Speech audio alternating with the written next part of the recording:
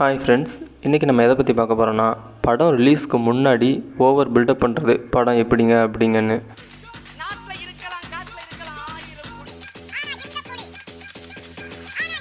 அதே படம் ஃப்ளாப் ஆச்சுன்னா ஆஃப்டர் ரிலீஸ்க்கு அப்புறம் ஏதாவது ஒரு பொய்யை சொல்லி உருட்டிட்டு போகிறாங்க பார்த்தீங்களா, அந்த டைரக்டர்ஸை பற்றி மட்டும்தான் இன்றைக்கி நம்ம வீடியோக்குள்ளே பார்க்க போகிறோம். வாங்க வீடியோக்குள்ளே போகலாம். இதில் நம்ம ஃபஸ்ட்டு பார்க்க போகிறது சந்திரமுகி 2. ஆல்ரெடி இந்த படத்தை நிறைய பேர் வச்சு செஞ்சுட்டாங்க. இருந்தாலும் நம்ம பங்குக்கும் கொஞ்சம் வச்சு செய்வோமேனு தான் இந்த லிஸ்ட்லேயே இந்த படத்தை சேர்த்தேன். இந்த புனிதமான காரியத்தில் என் பங்கு இருக்கிறோம்னு அடி மனசு பிராண்டதுப்பா. நம்ம லாரன்ஸ் அவர்கள் தன்னோட இயல்பான நடிப்பில் நடித்தாலே அது நல்லாயிருக்கும், நம்மளால் ரசிக்கவும் முடியும். ஆனால் ரஜினி மாதிரி நடிக்கிறேன்ற பேரில் அவரை இமிட்டேட் பண்ணி நம்மளை வெறுப்பேற்றி வச்சுருப்பார் இந்த படத்தில். இந்த படத்தோட டைரக்டர் பி. வாஸ் அவர்கள் சந்திரமுகி 2 ரிலீஸ்க்கு முன்னாடி ஒரு இன்டர்வியூவில் நான் சந்திரமுகி 2 எடுக்க போகிறேன்னு ஒரு நோட்டீஸ் ஒன்று வெளியிட்டிருந்தேன். அதை பார்த்தோன்னே லாரன்ஸ் அவர்கள் உடனே கால் பண்ணிட்டார் எனக்கு அப்படின்னு சொல்லியிருந்தார். நம்ம எல்லாருக்குமே ஒரு டவுட் இருக்கும். அதாவது சந்திரமுகி 1 வந்து ரஜினி வச்சு எடுத்துகிட்டு சந்திரமுகி 2 மட்டும் ஏன் லாரன்ஸை வச்சு எடுத்தீங்க அப்படின்றது. ஆனால் அதுக்கு இவர் ஒரு பதில் சொல்லியிருக்காரு. இந்த படத்தோட கதையை இவர் ரஜினிகிட்ட சொல்லவே இல்லையாம். அது எப்படிங்க, பார்ட் 1ஓட கதை தெரிஞ்ச நம்ம தலைவருக்கு பார்ட் 2ஓட கதை தெரியாமல் இருக்கும்? ஆல்ரெடி தர்பார் அண்ணாத்தன்னு ஃப்ளாப் மூவி கொடுத்த நம்ம தலைவர் ஒரு நல்ல படம் எப்படியாவது கொடுக்கணும்னு முயற்சி செஞ்சுக்கிட்டு இருந்த நேரத்தில் நம்ம வாஸ் அவர்கள் இந்த நோட்டீஸை வெளியிட்டிருக்காரு. அதை பார்த்து நம்ம தலைவர் இந்த கதையை கேட்டிருக்காரு. ஆனால் இந்த படத்தோட கதை ஃபஸ்ட்டு படத்தோட கதை மாதிரியே இருந்தோன்னே இந்த டைரக்டர் ஏதோ கோமாவில் இருந்திருப்பார் போல், இன்னும் கரண்ட் அப்டேட் என்னன்னு கூட தெரியலை அப்படின்னு உஷாரான நம்ம தலைவர் நைஸா நழுவிருக்காரு. அது நீங்க ரஜினி சாருக்கு சொன்ன இந்த கதை ரஜினி சாருக்கு ஒரு லைன் கூட தெரியாது. ஓகே, தன்னை ஒரு ரஜினியாகவே நினச்சி வாழ்ந்துக்கிட்டு இருக்க நம்ம லாரன்ஸ் அவர்கள் ஏதேதோ படத்தில் நம்ம ரஜினி மாதிரி நடிக்கிறோம், இதே ரஜினி சார் படத்துலேயே நம்ம ரஜினி மாதிரி நடித்தோம்னா மக்கள் எல்லாருமே நம்மளை தான் அடுத்த ரஜினின்னு சொல்லுவாங்கன்னு நினச்சாரோ என்னமோ தெரில. இந்த படத்தில் தானாக வந்து மாட்டிக்கிட்டாரு. ரஜினி சாரே ஒரு உடம்புல இருந்து வெளியே எடுத்தாரு.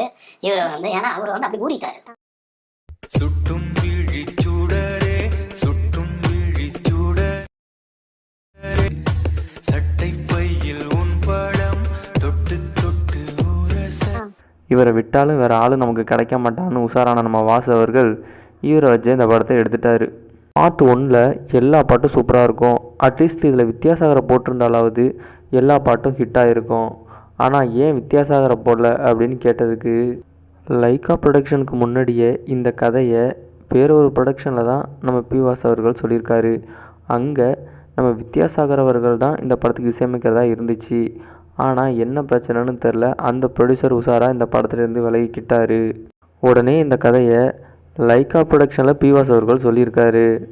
ஆனால் லைக்கா என்ன சொல்லியிருக்காங்கன்னா, நாங்கள் RRR பாகுபலி மாதிரி பெரிய பேனரில் தான் படம் பண்ணிக்கிட்டு இருக்கோம், எங்களுக்கு வித்யாசாகர்லாம் வேணாம், நாங்கள் கீரவாணியை தான் இதுக்கு போடணும் பிடிவாதமாக இருந்திருக்காங்க. நம்ம பி. வாஸ் அவர்கள் அட யார் மியூசிக் போட்டால் என்னப்பா, நம்மளை வச்சு ஒருத்தர் ப்ரொடியூஸ் பண்ணுறேன்னு ஒத்துக்கிட்டாரு. ஸோ நம்ம படத்தை மட்டும் எடுப்போன்னு எடுத்திருக்காரு. நம்ம லைக்கா ப்ரொடக்ஷனை பொறுத்த வரைக்கும் நீ நல்ல மியூசிக் டைரக்டரா இல்லை நீ நல்ல நடிகரா இல்லை நீ நல்ல டைரக்டரா எதுவுமே முக்கியம் கிடையாது. அவங்கள பொறுத்த வரைக்கும் நீ ஆல்ரெடி ஃபேமஸா, ஓகே உன்னை வச்சு நான் படம் பண்ணுறேன், இதுதான். அதுக்கு உதாரணம் ஆல்ரெடி சந்திரமுகி 1 பெரிய ஹிட் ஆகிடுச்சு. உடனே சந்திரமுகி 2ன்னு ஒரு கதையை சொல்லியிருக்காரு. அந்த டைட்டில் கேட்டோடனே ஓகே சொல்லிட்டாங்க லைக்கா. லைக்காவில் ரீசெண்டாக வந்த மூவிஸ் எல்லாம் பாருங்கள், நிறையா ஃப்ளாப் மூவிஸாக தான் இருக்கும். இந்த வீடியோவை யங் டைரக்டர்ஸ் யாராவது பார்த்துக்கிட்டு இருந்தீங்கன்னா நீங்கள் தாராளமாக போய் லைக்கா ப்ரொடக்ஷனில் உங்கள் கதையை சொல்லுங்கள், கண்டிப்பாக நீங்கள் படம் பண்ணலாம். இந்த படத்தோட ரிலீஸ்க்கு அப்புறம் இன்டர்வியூவில் இவர்கிட்ட ரிவ்யூஸ் எல்லாம் நெகட்டிவாக வருது சார், இதுக்கு உங்களோட பதில் என்னன்னு கேட்டால், நான் படத்தை கரெக்டாக தான் எடுத்தேன், ஆடியன்ஸுக்கு அதை ரசிக்க தெரில அப்படின்னு சாதாரணமாக சொல்லிட்டாருங்க. நான் வந்து அதுக்கு ரியாக்ஷன் கொடுத்து பிரயோஜனம் கிடையாது. ரியாக்ஷன் கொடுத்தா எனக்கு வந்து என்ன சொல்லுவாங்க, நான் ஒத்துக்க மாட்டேன் அர்த்தம். சந்திரமுகி மாதிரியே சந்திரமுகி 2 இருக்குது. இப்போ நான் என்ன பண்ணியிருக்கணும்னா, அப்படின்னா சந்திரமுகியை கட்டி தூக்கணும்னு என் பொண்டாட்டி நான் இப்படி பார்க்க முடியும், என் நண்பனை எப்படி சாகிறத பார்க்க போகிறேன், அதோட நான் வந்து செகண்ட் பார்ட் கண்டினியூ போட்டிருந்தேன். 10 வயசுக்குள்ளே இருக்கிற பசங்க எல்லாருமே ஒரு 6 வயசுக்குள்ளே இருக்கிற பசங்க எல்லாரும் பஸ்ஸு கண்ணாடி ஓடிச்சிட்டு வெளியே வந்தார் பலாரன்ஸ் பேசுவாங்க. இதில் நம்ம அடுத்து பார்க்க போகிறது இவங்களை ஐஸ்வர்யா தனுஷ்னு சொல்கிறதா இல்லை ஐஸ்வர்யா ரஜினிகாந்த் சொல்கிறதான்னு எனக்கு குழப்பமாக இருக்குது. நம்ம டைரக்டர் ஐஸ்வர்யானே ஸ்ட்ரைட்டாக சொல்லிடுவோம். இவங்க லால் சலாம் ஆடியோ லான்ச்சில் கொஞ்சம் நஞ்சம் பேசலை, ரொம்பவே பேசிட்டாங்க. நாங்கள் லால் சலாமுக்கு அப்டேட் கொடுத்தாங்கன்னா அதை விடுங்கப்பா, தலைவர் 171 எப்போ வரும், விடாமுயற்சி அப்டேட் எப்போ வரும் தான் ஆடியன்ஸ் எல்லாம் கேட்குறாங்கன்னு ரொம்பவே ஃபீல் பண்ணி பேசிகிட்டு இருந்தாங்க.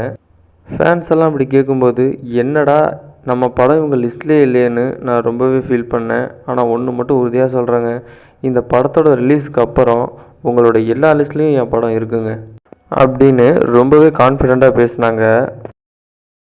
இன்னைக்கு நான் சொல்றேங்க, என் படம் உங்க எல்லாரோட லிஸ்ட்லயும் இருக்குங்க.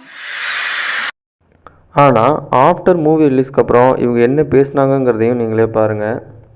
கிட்டத்தட்ட ஒரு 21 டேஸோட ஷூட்டிங் ஃபுட்டேஜ் வந்து காணாம போச்சு எங்களுக்கு. ஷூட்டிங் ஃபுட்டேஜ் காணாமல் போச்சா? அப்போ அன்னைக்கு என்ன சொன்னீங்க? இன்னைக்கு நான் சொல்றேங்க, என் படம் உங்க எல்லாரோட லிஸ்ட்லயும் இருக்குங்க. அது வேற வாயி. கிட்டத்தட்ட ஒரு 21 டேஸோட ஷூட்டிங் ஃபுட்டேஜ் வந்து காணாம. அப்போ இது நார வாயி.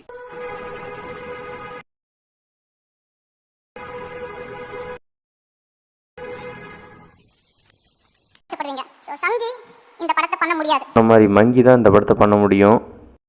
படம் சரியில்லைன்னா ஆமாங்க படம் சரியில்லை, நெக்ஸ்ட் டைம் நான் நல்லா படம் பண்ணுறேன் அப்படின்னு சொல்கிறத விட்டுவிட்டு இப்படி ஸ்கூல் பிள்ளைங்க மாதிரி சீப்பாக பிஹேவ் பண்ணுறது எந்த விதத்தில் நியாயம்?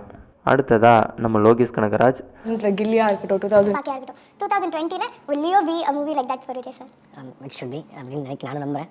நம்ம லோகி அவர்களை பொறுத்த வரைக்கும் ஆடியன்ஸ் சொல்கிற பாசிட்டிவ் அண்ட் நெகட்டிவை எப்போவுமே அக்செப்ட் பண்ணிப்பார். அதே மாதிரி லியோ படத்துலையும் செகண்ட் ஹாஃப் லேகுங்கிறத அவர் ஒத்துக்கிட்டார். ஆனால் லியோட ஃப்ளாஷ்பேக்கு உண்மை இல்லை பொய் தான்னு சொல்லி ஒரு உருட்டு ஒன்று உருட்டுனாரு பாருங்க, அங்கே தான் அவர் மாட்டிக்கிட்டார். படத்தோட ஃப்ளாஷ்பேக் பொய்ன்றதை நீங்கள் இன்டர்வியூவில் வந்து சொல்லிக்கிட்டு இருக்கீங்க. ஆனால் ஆடியன்ஸ் எல்லோரும் காசு கொடுத்து தேட்டரில் போய் பார்க்குறாங்க. நீங்கள் என்ன பண்ணியிருக்கணும், இந்த ஃப்ளாஷ்பேக் பொய்ன்றதை படத்தில் மென்ஷன் பண்ணியிருக்கணும். அதை விட்டுவிட்டு ஏதோ கேள்வி கேட்குறாங்கங்கிறதுக்காக ஸ்கூல் பசங்க மாதிரி இப்படி போய் சொல்லி உருட்டக்கூடாது. என்ன சொன்னா அடுத்த 20 நிமிஷம் நம்ம சொல்கிறது பொய்ங்கிறத இங்கே ஸ்ட்ராங்காக ரெஜிஸ்டர் பண்ணுற மாதிரி இருக்குடா, அது தூக்கிலாம், அந்த டவுட்லேயே வச்சுக்கலாம். அடுத்து நம்ம கார்த்தி அவர்களோட நடிப்பில் வெளிவந்த ஜப்பான். இந்த படத்தை பற்றி பெருசாக பேசுகிற அளவுக்குலாம் ஒன்றும் இல்லை. இருந்தாலும் ஏன் இதை பற்றி பேசுகிறேன்னா இவரோட உருட்டப்படி அது என்னென்னு தானே பார்க்குறீங்க. நம்ம கார்த்தி அவர்களோட படத்துலையே பெஸ்ட்டு படம் எதுன்னு டக்குன்னு யாராவது சொல்ல சொன்னால் எல்லாரும் சொல்கிறது பருத்தி வீரன்னு தான் ஃபஸ்ட்டு சொல்லுவாங்க. அப்படிப்பட்ட படத்தை இந்த படத்தோட கம்பேர் பண்ணாரு பாருங்களேன், அதைத்தான் என்னால் தாங்கிக்க முடியல.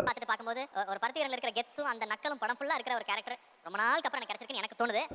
அது மட்டும் இல்லை, இவரோட ஃப்ளாப் மூவிஸ் எல்லாத்தையும் பெருமையாக வேறு பேசினார். யூடியூப்லேயே இவரோட படங்களில் மோஸ்ட்லி வியூடு படங்கள் அப்படின்னு பார்த்தீங்கன்னா அது வந்து தேவ் படம் தானா. இன்னொன்று இவரோட படங்களையே மக்களுக்கு பிடிச்ச படம் எந்த படம்னு கேட்டால் அது வந்து சகுனின்னு தான் எல்லாம் சொல்லுவாங்களாம். படம் நல்லா இருந்தால் ஆடியன்ஸே அதை ஆட்டோமேட்டிக்காக கொண்டாட போகிறாங்க. அதை விட்டுவிட்டு அந்த படத்தை பப்ளிசிட்டி பண்ணுறன்ற பேரில் நல்ல படத்தெல்லாம் ஏன் டேமேஜ் பண்ணி வைக்கிறீங்க? இதில் நம்ம விமர்சனங்களே சரியான விமர்சனங்களே ஒன்றில் நீங்கள் சொல்லக்கூடிய விமர்சனங்களே நீங்கள் உங்களுடைய மதிப்பீடுகளை வந்து முழுமையாக நான் ஏற்றுக்கிறேன். இந்த லிஸ்ட்டில் நம்ம அடுத்து பார்க்க போகிறது டைரக்டர் பொன்ராம் இயக்கி விஜய் சேதுபதி நடிப்பில் வெளிவந்த டிஎஸ்பி மூவி தான். இந்த படத்தோட ஆடியோ லான்ச்சுக்கு கமல்ஹாசன் மாதிரி பெரிய ஸ்டார்லாம் வச்சு பிரம்மாண்டமாக இசை வெளியீட்டு விழா நடத்தினாங்க. மிஸ்கின் மாதிரி அறபோதையில் இருக்கிறவங்களெல்லாம் கூட்டிகிட்டு வந்தால் விளங்குமா? இந்த படத்தோட ட்ரெய்லரை மட்டும் பார்த்துவிட்டு இந்த படம் அப்படிங்க இப்படிங்க 2-3 விக்ரம்கெல்லாம் சமாங்க அப்படின்னு சொல்லி அந்த கற்றுனார். படத்தோட ஆஃப்டர் ரிலீஸ்க்கு அப்புறம்